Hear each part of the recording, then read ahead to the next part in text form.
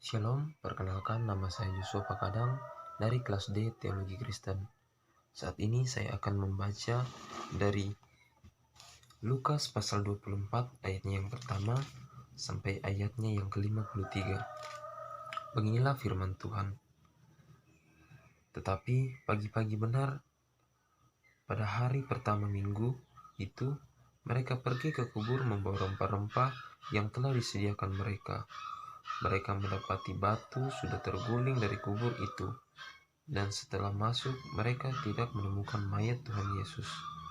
Sementara mereka berdiri termangu-mangu karena hal itu, tiba-tiba ada dua orang berdiri dekat mereka, memakai pakaian berkilau-kilauan. Mereka sangat ketakutan dan menundukkan kepala. Tetapi kedua orang itu berkata kepada mereka, Mengapa kamu mencari Dia yang hidup di antara orang mati? Ia tidak ada di sini. Ia telah bangkit.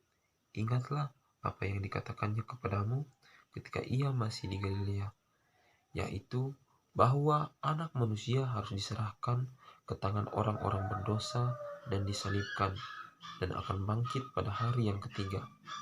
Maka teringatlah mereka akan perkataan Yesus itu, dan setelah mereka kembali dari kubur, mereka menceritakan semuanya itu kepada ke-11 murid dan kepada saudara-saudara yang lain. Perempuan-perempuan itu ialah Maria dari Magdalena dan Yohana dan Maria ibu Yakobus, dan perempuan-perempuan lain yang bersama-sama dengan mereka memberitahukannya kepada rasul-rasul. Tetapi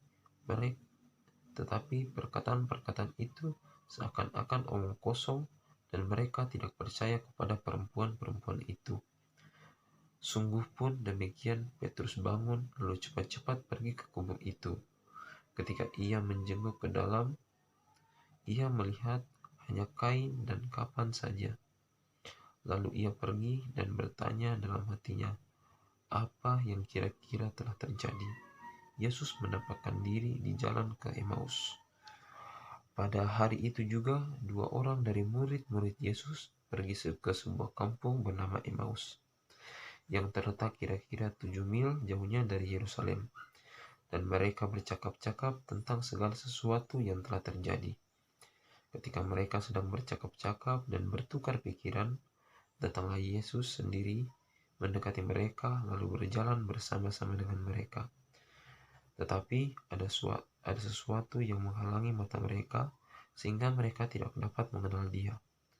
Yesus berkata kepada mereka, apakah yang kamu percakapkan sementara kamu berjalan? Maka berhentilah mereka dan dengan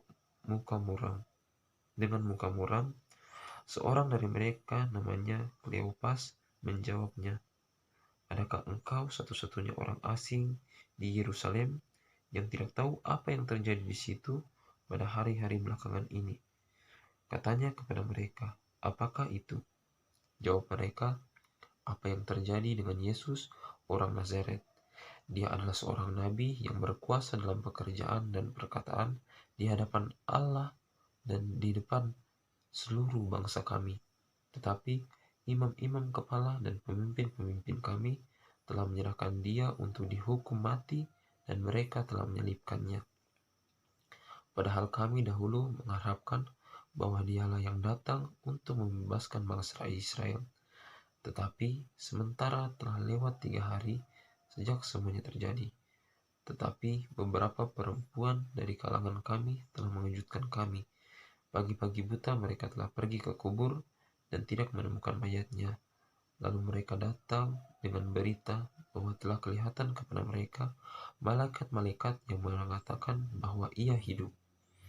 Dan beberapa teman kami telah pergi ke kubur itu dan mendapati bahwa memang benar yang dikatakan perempuan-perempuan itu, tetapi dia tidak mereka lihat. Lalu ia berkata kepada mereka, hai kamu orang bodoh, betapa lambannya hatimu sehingga kamu tidak percaya segala sesuatu yang telah dikatakan para nabi. Bukankah Mesias harus menderita semuanya itu untuk masuk ke dalam kemuliaannya?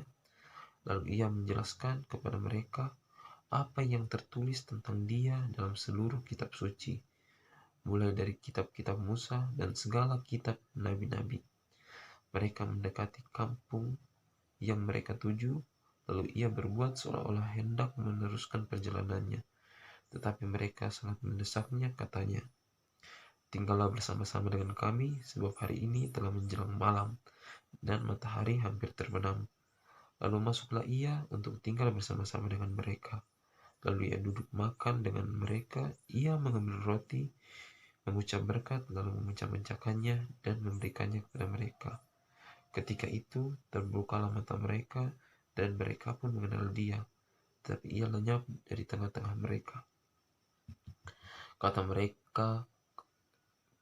mereka seorang kepada yang lain, "Bukankah hati kita berkobar-kobar ketika ia berbicara dengan kita di tengah jalan, dan ketika ia menerangkan kitab suci kepada kita?" Lalu bangunlah mereka dan terus kembali ke Yerusalem.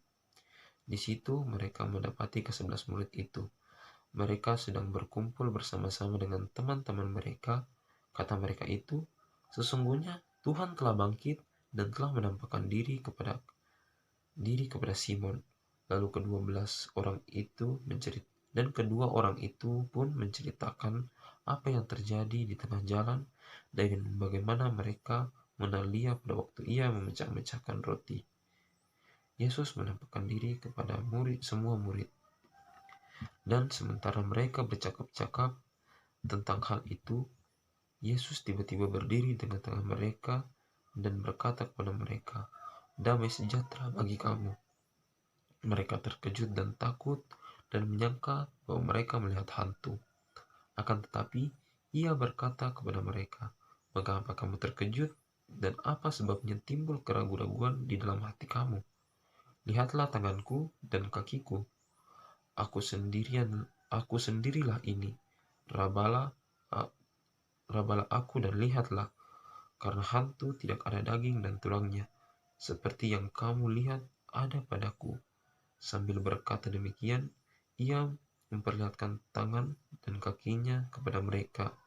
Dan ketika mereka belum percaya karena girangnya dan masih heran, berkatalah ia kepada mereka, "Adakah padamu makanan di sini?"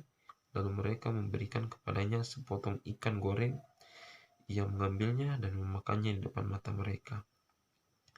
Ia berkata kepada mereka, "Inilah perkataanku yang telah kukatakan kepadamu ketika aku masih bersama-sama dengan kamu, yakin bahwa harus digenapi semua yang ada tertulis tentang aku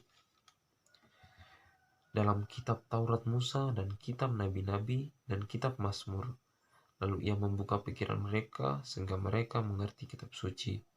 Katanya kepada mereka, "Ada tertulis demikian, Mesias harus menderita dan bangkit dari antara orang mati pada hari yang ketiga. Dan lagi, dalam namanya, berita tentang pertobatan dan perumpamaan dosa harus disampaikan kepada segala bangsa. Mulai dari Yerusalem, kamu adalah saksi dari semuanya ini. Dan aku akan mengirim kepadamu apa yang telah dijanjikan Bapakku.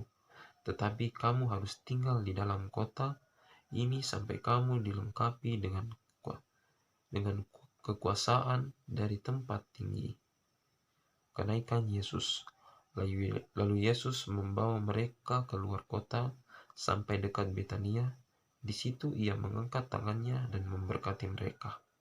Dan ketika ia sedang memberkati mereka, ia berpisah dari mereka dan terangkat ke sorga.